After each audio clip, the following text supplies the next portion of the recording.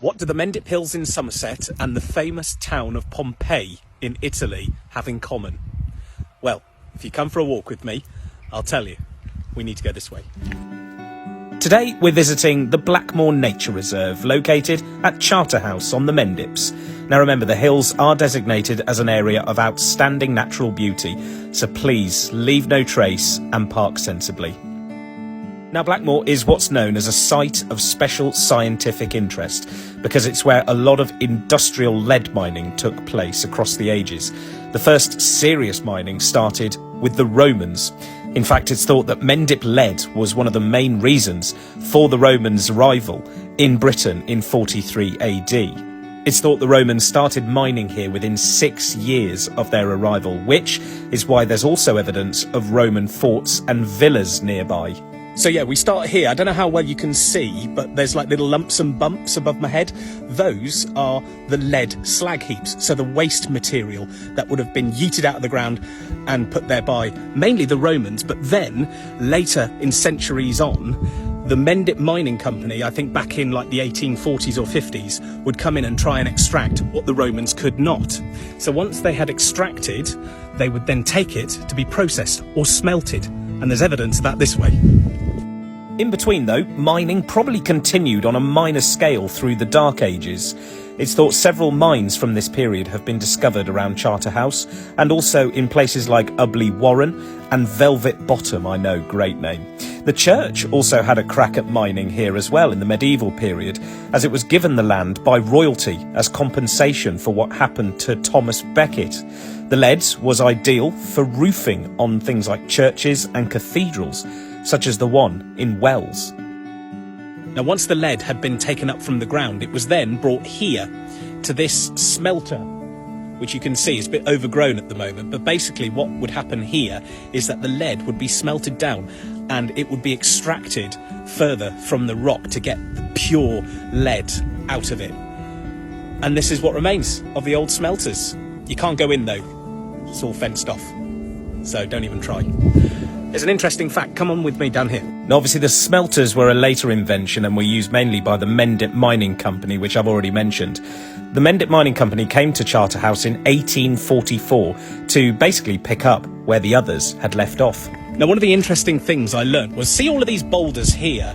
I say boulders, they're all perfectly square, aren't they? Well, they didn't come out the ground like that.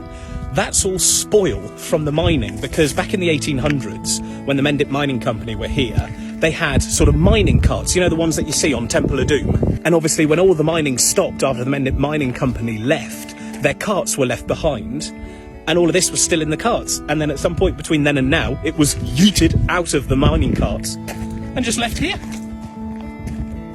19th century mining was a big operation too. There were several other mines going on across the Mendips, like in Harptree, and also a large industry at St Cuthbert's as well.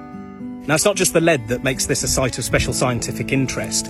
Because of the lead, special plants grow here, really hardy, tough plants that are used to the mineral-rich soil. Things like alpine pennycress and spring sandwort. These are plants that have grown accustomed to being here. See if you can spot them. Right, we're going over here because we need to find this mine that was left behind by the Mendip Mining Company.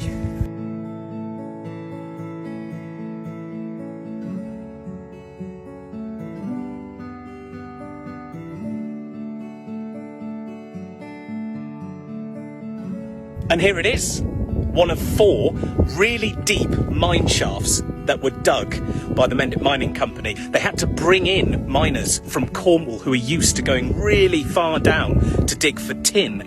So they brought them here. Was it successful?